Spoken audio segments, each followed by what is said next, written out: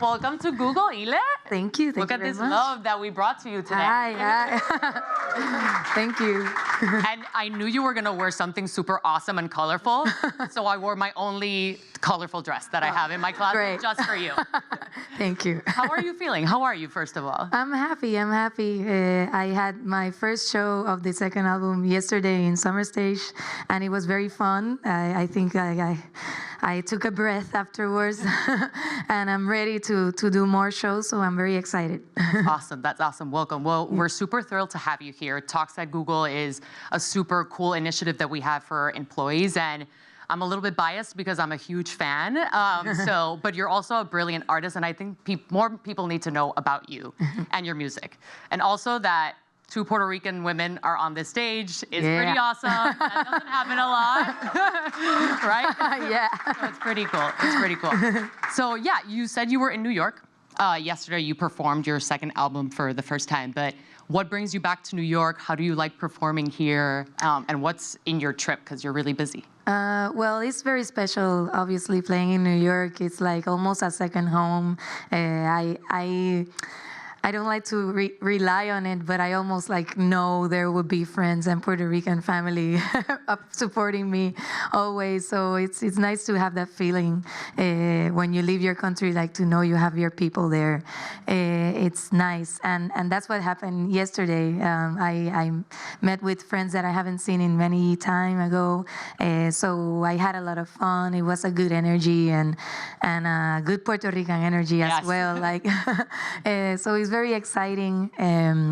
So for me, it's super special to play here in New York. I will go tomorrow. I'll play in Washington, D.C. And I'm just getting started.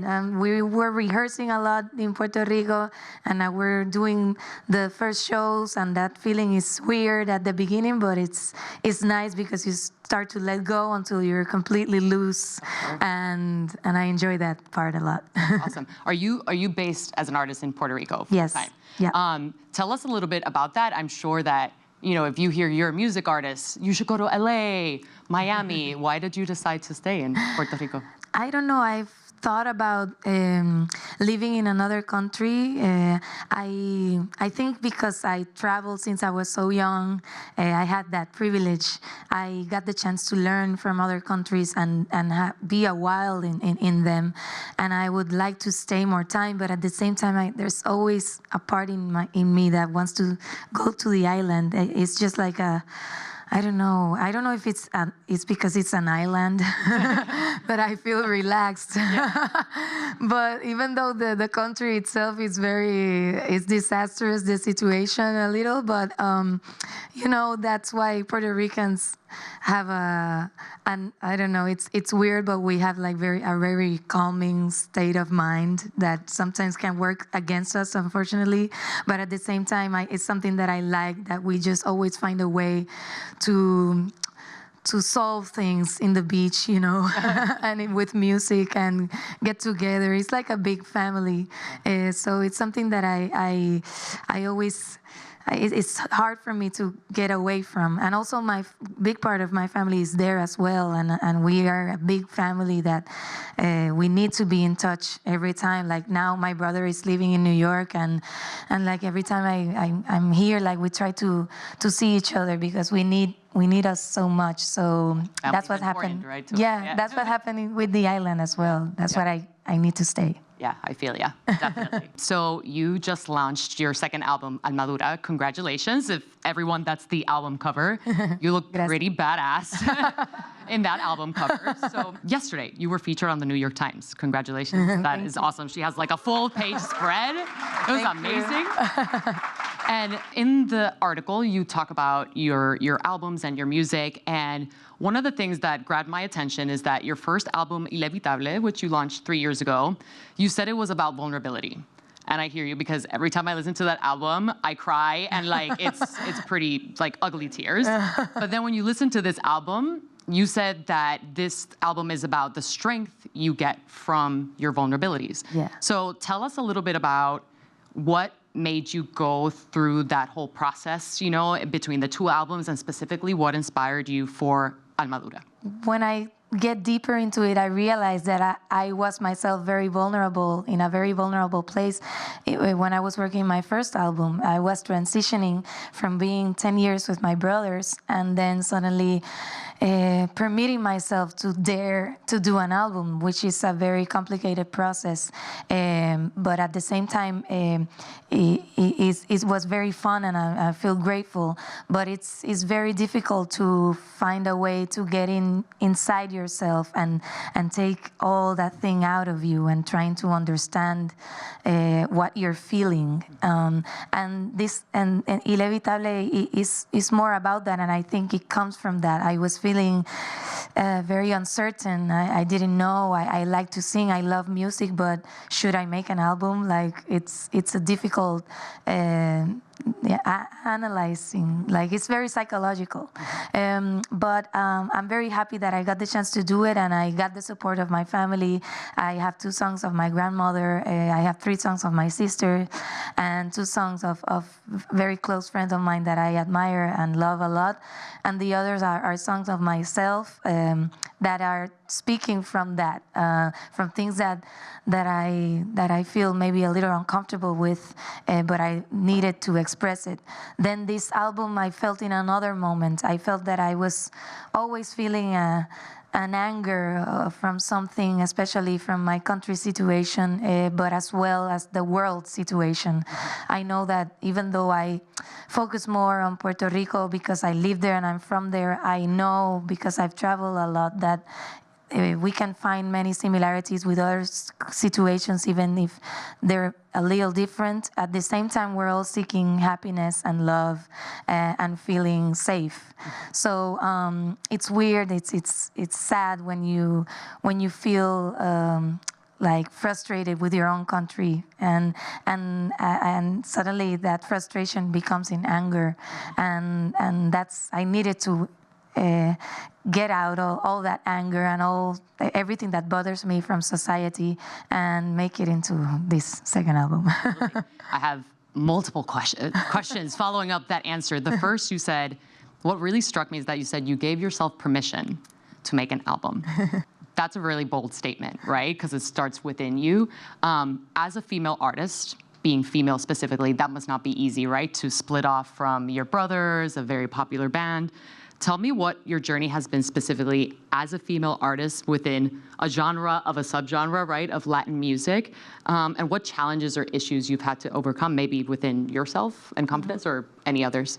I actually feel grateful that at such a young age I was working with my brothers, that I know they're going to take care of me because we love each other very much. So I was feeling good about that, but at the same time I was learning so much and confronting so many things that I didn't understand so well.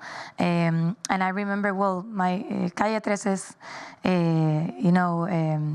concept and everything is very connected to many things in our society, but especially for me, being an urban music, for me, it was always, I really appreciate that they gave a place to women. And well, me being the sister, I know I was in that position, and I felt good about it. Like I liked that I was this teenager who didn't know exactly what she was doing, but she was like working herself out. I see it as a character, like that was not me.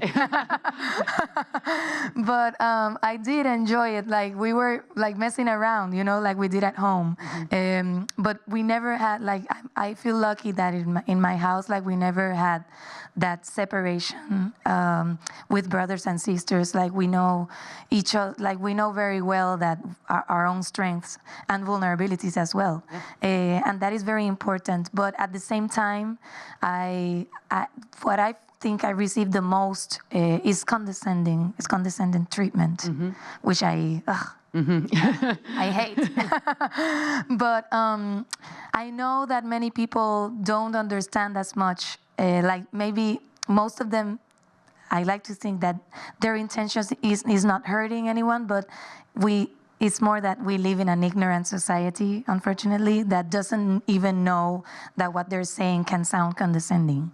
But if you say it to them, they will understand. That's why it's important not to permit it. And that's what I like to talk about, and not to, even though it might seem subtle, or even though it might be someone you really love and you don't want them to feel bad, it's not attacking them. It's just letting them know respectfully that you didn't like that what you just listened, and then you can learn from each other. And then I've had that so many times. Like, I tell to my friends, do you know that sounds like condescending, or that might sound like, I don't know, it sounds weird, I don't like it.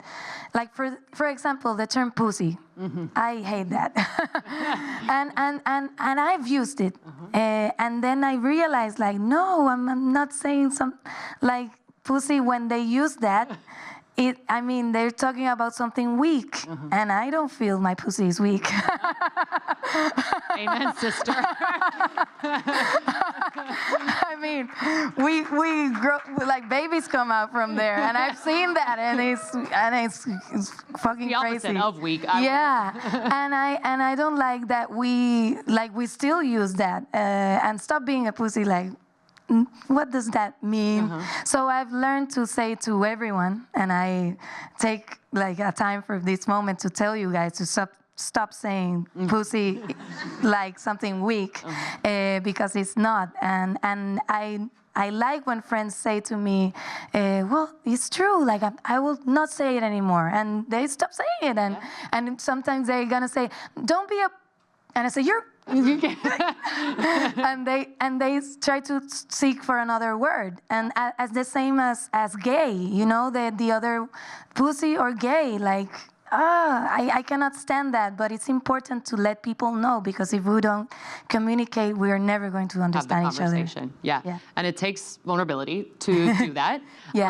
So you've taken a leadership role, right, of being a female solo artist and being a leader. So other than these, I guess, micro moments where you are with a friend and you're telling them, like, hey, that didn't sound really good, what do you do as a female leader when you feel like you're either recording an album or in your industry?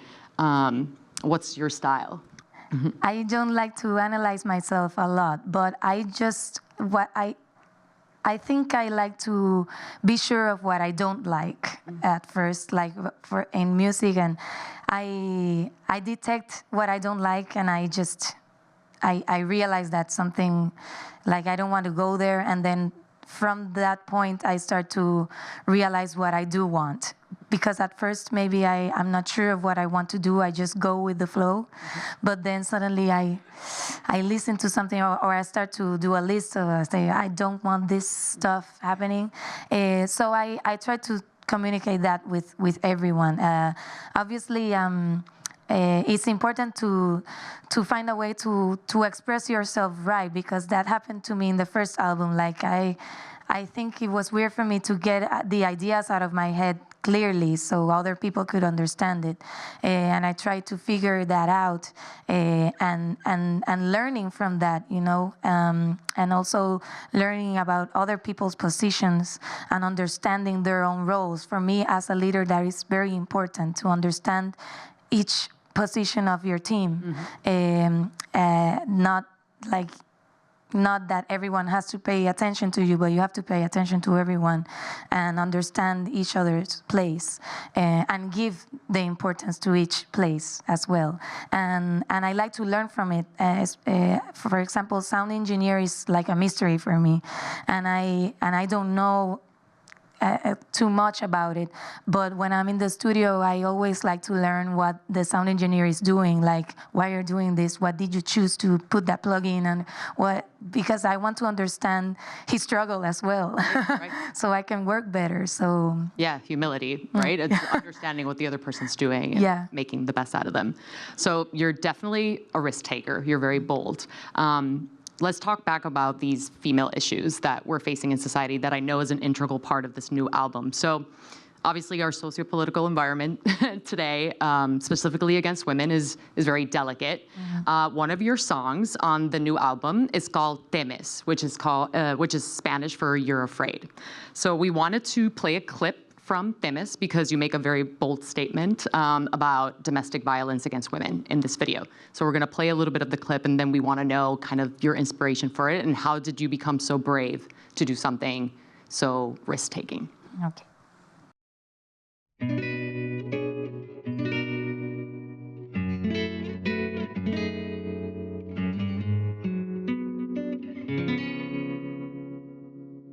¿Por qué me temes?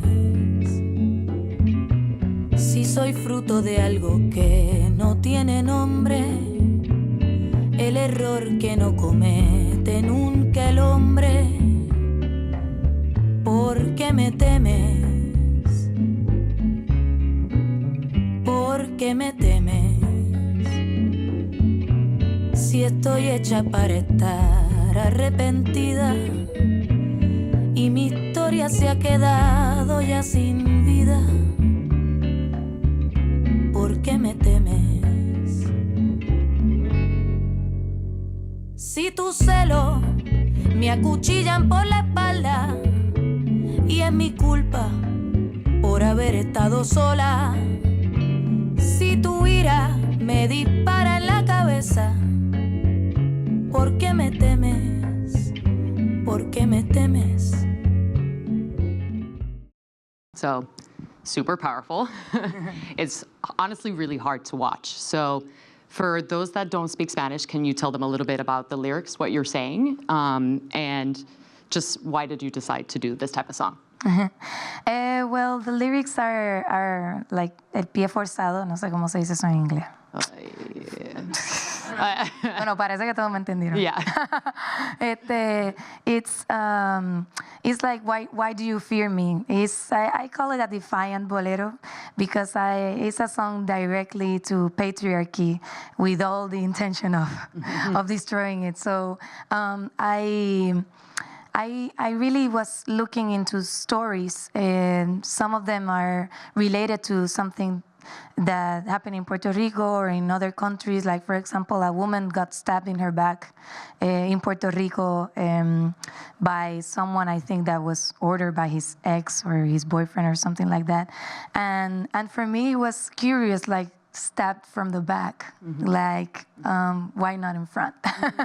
So I think I'm always fascinated by always trying to look what's behind what you see in front of you. So I sense a lot of fear, obviously, in every necessity of power. I try to, I don't know, it's like feeling everyone naked and vulnerable. I know that everyone will feel awkward and weird, even though if it's the president. So it's interesting to see that part, that human part. And I know that most of it, I mean, fear is the biggest one, the biggest feeling that we all have. But I like to use that as a favor and not against me. So that's why it was important for me that this song got directly to the listener and to people who don't understand as well what is the problem. That for me, it seems so ridiculous that we're still struggling with this battle as women, that we still don't know even what a woman is. And if you look up the origin of the word women in English, it says wife of a man, and it freaks me out. Like, I don't... You Google it. Yeah. And maybe we could do something about it. Yeah. I'll take that as an action item for myself. Yeah, but I don't know. Maybe I hope that probably if you do more research, you can find another definition. But it's weird. I don't know. And you suddenly feel lost. You don't know where is our place in this world because we haven't been taught where it is. And now, for me, we're living in a very critical and transcendental moment, because we are finally like noticing that there's something that is not right, and there's something that we need to work out. And for me, that's the first step, and that is important, that we have to send the message right to the people. And even though, like I said before, like, sometimes you get angry and you want to attack people, the important thing is they receive the message. Some of them don't want to, but some of them maybe change their mind. So I don't know. Like I said, there's a lot of ignorance in our society, unfortunately. Absolutely. And what I love about this video too is that your sister, I think, directed it. So you have a lot of female powerful influence, right, that is helping you in your art. So what advice do you have for us? Because women supporting women, right, is a checkbox. But what advice do you have for how both men and women can support other women? Yeah. I don't know. I think we need to have like deeper conversations. And I think that we sometimes might get too much in the heat of the moment, and I don't like that the media and the things that we see is more like a battle, like women against men, men against women, and that's not what it's about. Like, we have to find ways to work together and not underestimate our capabilities. And I think that's the biggest mistake, that we promote a battle instead of a sharing. I don't know, and it starts from when we grow up, when we're little, and that's why it's so important to never underestimate the mind of a child, because they absorb everything. And I have my nephews and nieces, and you have to be careful about what you say, about your looks, about how you act, about your gestures, because they absorb absolutely everything, and they understand better than we do. So that's why it's so important to analyze what's the message that you're giving to your kids, because if you're saying, if you're grounding them or making them feel bad because they're crying, then I think that's a mistake, because crying is healing, and they need to have their time to cry, and you need to find a time to understand why is the child crying, even if it's a boy or a girl. So that's why, for me, that's the base of everything. Obviously, education is very important, and I think we should have done this a long time ago, but still, we need to find more ways to work each other out. Absolutely, absolutely. That's great advice. So, taking risks. So everyone here, we work at Google. Ever since day one of our jobs, we're told, take risks, fail fast is a phrase that you hear a lot here, because they really encourage us to try something new. So we'd love to know, what's a risk that you felt like you took in your career, and why did you take it? How did you get brave enough to take that risk? Maybe this second album was a risk. Well, when you do a first album, you don't know if you're going to do a second one. It's very uncertain. Why is that? Because it takes a lot, and obviously I feel grateful because I have a huge team that it's my family that supports me a lot. But it's a very complicated process, because you have to get deeper into things. Unless you want to do something more light and more commercial, that I don't see music like something to sell necessarily, even though I would like to.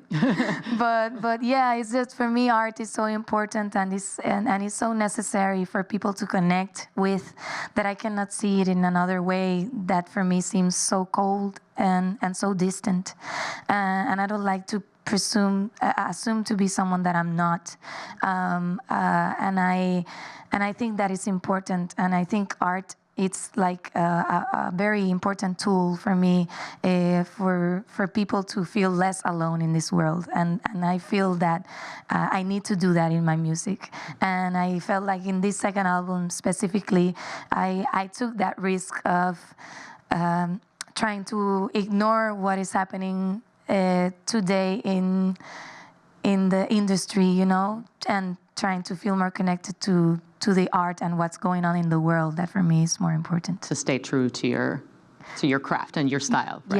Yeah, absolutely. Yeah. That's awesome. Well, because you're at Google, we have to talk about technology. Mm-hmm. So you also get featured in a lot of songs with your brothers. Trending Topics is a new band from one of your brothers.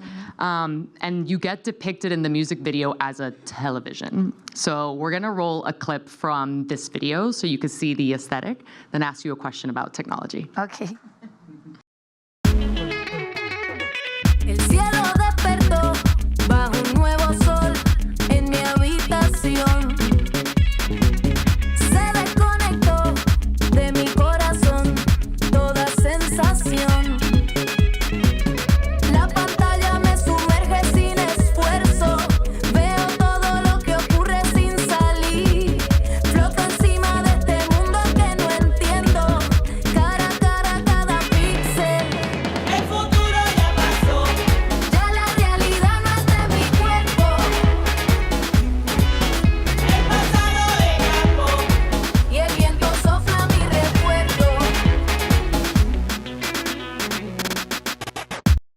So when I saw that video, I thought it was like, what's that show on Netflix that's really good? The Black Mirror? Yeah. So very interesting use of technology. Definitely it's being incorporated more into music. So tell me about how you incorporate technology. What makes you say, yes, I want to be in this weird psychedelic world, and what inspires you about it?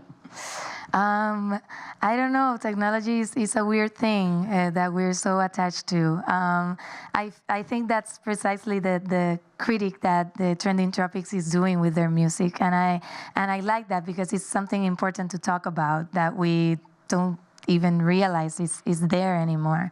I think it has obviously a lot of pros, but at the same time, contras. Cons. I don't know. I think it's nice to have a lot of information accessible. Like in music, for example, I love to know music from around the world, that places that I've never know I can go to. I feel like I could travel a lot with technology, and I like that. But at the same time, I feel like we're so disconnected from ourselves, you know, and it's a weird feeling, but it's important to make a balance on both things, and that's precisely what this dramatic video, because the ending is very dramatic. I don't know if it's true, but I think I saw a picture. I don't know if it's true, but I think maybe those kind of things exist. Those helmets with the pads? I'm sure they do. That is super scary. But I don't know. I think it's important to find a way. I know technology now is finding its way of trying to do a balance because it has taken over our lives too much. So I appreciate that I live in an island because I have water all over me, and even though I'm in the car on my cell phone, I can stop and look at the window and look at a nice view. We're jealous. Our views here are brick walls and trash in the street. Yeah. Oh, we have good views. Yeah, you have good views. Yeah. No, the city is nice as well, but is that I'm not used to. For us as Puerto Ricans, it's very overwhelming to go to big cities and see a lot of people walking on the streets because we don't know anything about that. It's too intense for us, and huge buildings, like everything is weird. I like it in a way, but at the same time, it's like when I go to a small room and I'm by myself, it's like, oh, okay, like you feel strange, but anyway, I think it's important to find ways to connect with yourself more rather than to be overly connected with other things and other people. I think that is what we're lacking now, self-connection. Absolutely.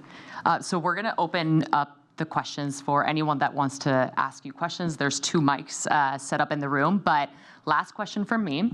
There's this little platform called YouTube, you know, so it's a little teeny one.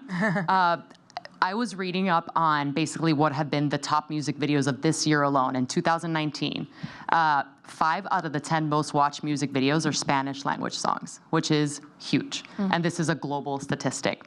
So we'd love to know, what role has YouTube played in your career? What do you think about it? And what it's going to do for Latin music?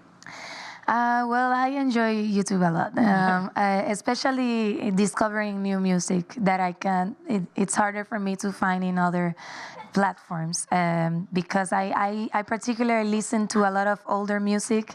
Well, I listen to old music, but I like to do research in older music, and I like that I can find a very old video that you never know it existed, and that is nice. Like it's artists from your own country and information about your own country that you didn't even know about.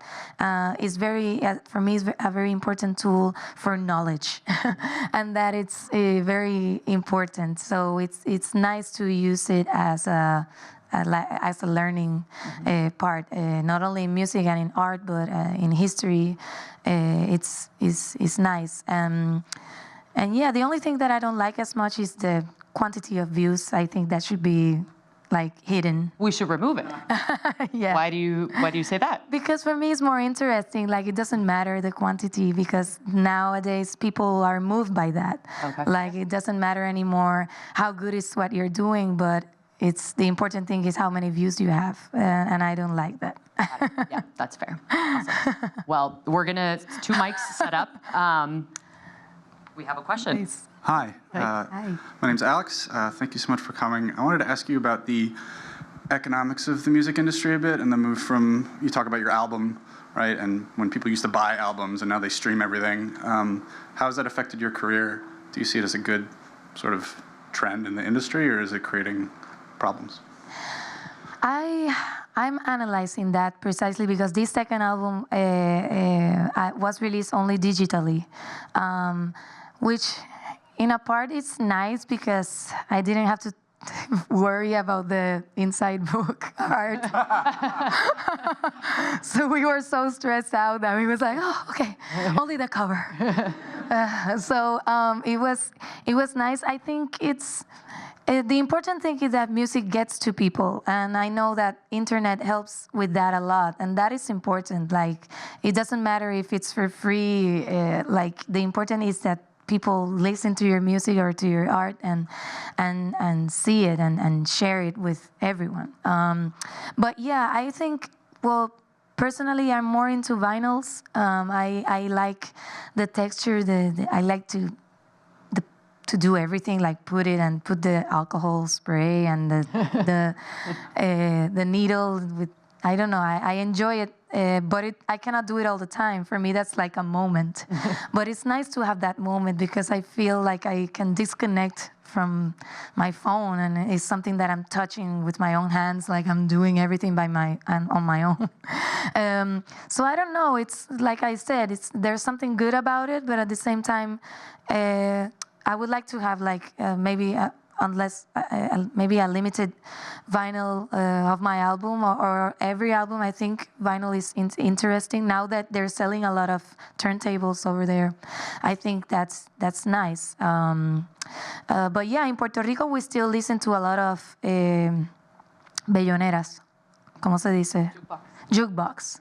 And I enjoy that a lot. So if there weren't CDs, well, now with the digital you can do it. I don't know, it's good, but economically it doesn't matter anymore because now if you have a record label, like they've learned to manage things differently and they recoup their monies somehow.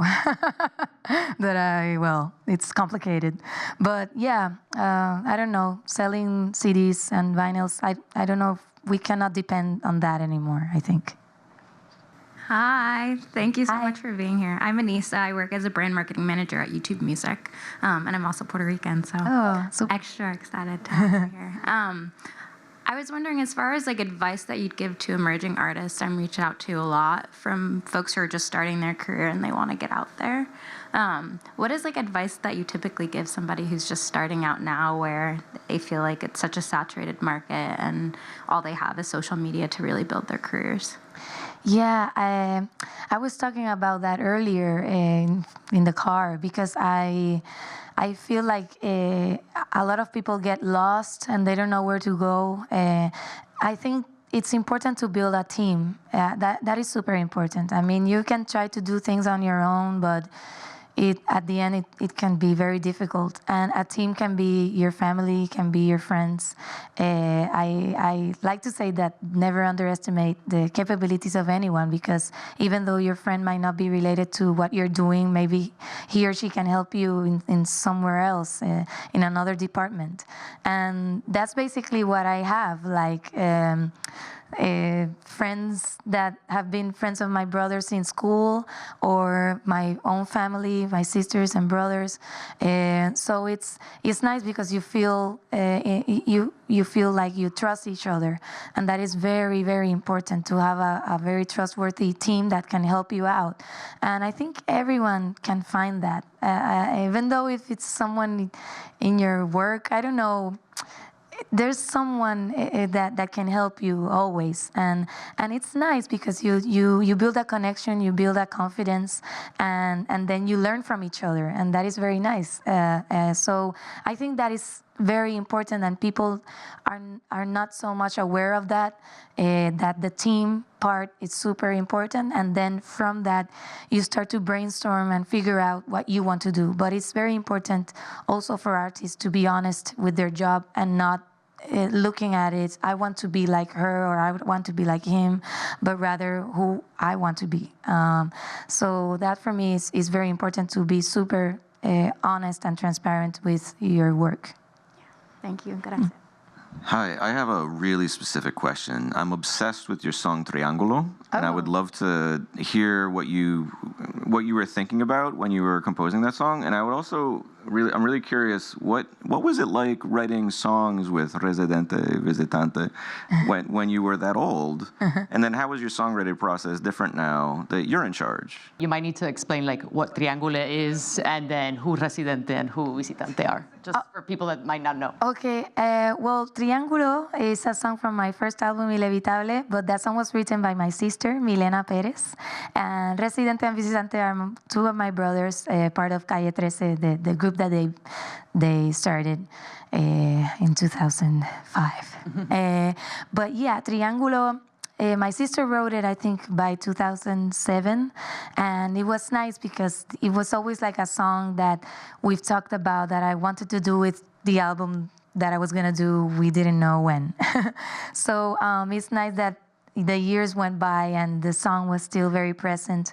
But she only had like a melody that is similar to what it has in the song, but I changed very subtle things, but it didn't have any idea of musicality.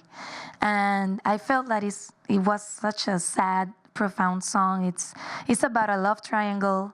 When you're part of a love triangle and then you suddenly feel like guilty about, like you feel like you feel guilty, and as a woman suddenly, like, we as women tend to feel guilty about things that we shouldn't feel guilty about, and that is something that we need to analyze. We shouldn't feel so guilty of things that maybe are not our responsibility.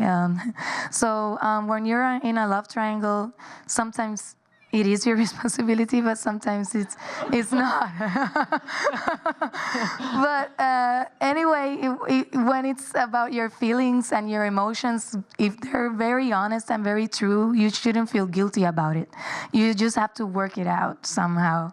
And but it's nice to give yourself permission to write about it and to express yourself about it and try to understand what is going on. And you know, society has a lot to do with that like compresses everything and, you know, limits ourselves to just accepting that we can love people and we can love anyone. It doesn't matter, like, it doesn't have to be so strict.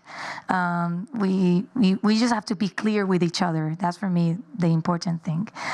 So yeah, that's where Triángulo comes from. And Residente, okay, I didn't write any songs with Calle 13. I only sang what they showed me. but it was a fun process because since we're family, like, we argue and we like make a big discussion about everything, and they like give me orders and I say, don't give me orders. So it's like, but then it was fun because they give me instructions like if it were a movie. So it was nice for me to work as an interpreter. Like, they would say, imagine you're in this movie and you're dressed like this and you're walking and you're doing, and I say, okay. And I started to put myself into that place, and it helped me a lot when I was singing, and that's it, and that's leadership, and that is good direction, and that's what directors in movies should do. There should be more concern about the actors or actresses. Hi. My name is Verna. Thank you so much for being here. I have a question about videos. So as a singer-songwriter, how does the visualization of your song play into your creative process? And do you think about how it's going to perform as a video first, or how it performs as a lyrical composition music first? And just kind of describe how that goes back and forth for you. Well, the process is interesting. I try to get more, well, for now, I get more deeper into the songs and into the writing, and then afterwards is when I start thinking more about the video. But it's a team, creative team process, which is basically my sister Milena, my brother Gabriel, Ismael Cancel, the producer of the album, and myself. It's like the core. And also, well, the family gives their opinions as well. But it's nice because we start to desmenuzar. Take apart. Yeah. Okay. Yeah, take apart everything, every detail of the song, of the musicality, of the instruments, and what each of us feel in the song. That is different, but at the same time, it's a little connected because being a family, like, we have similarities in our way of thinking. So it's nice also then to bring friends out that have another way of thinking and how do they see it. So it's a very, it's nice, like, we analyze everything a lot. But the important thing is that the video transmits what we want. Like, for example, in Temes, my sister, she's an actress, but she's never directed a video. And I just knew that she had to be the director for this video. And I'm so glad she took the risk because I love how that she has a very special sensibility to it. And for me, as a director and for making videos, you have to have a lot of sensibility, and not only your own, but try to put yourself in the spectator's vision. And that's why it's important if you want to provoke. Mm-hmm. If you want to provoke something important, then you have to focus on that. If you want it to be more lighter, then you have to think about that as well. And that comes from lighting to acting and a lot of small details, like as when you're doing music, like the textures and everything. So I've learned to enjoy that process a lot more than I thought I would. And it's very nice that I've learned a lot from it.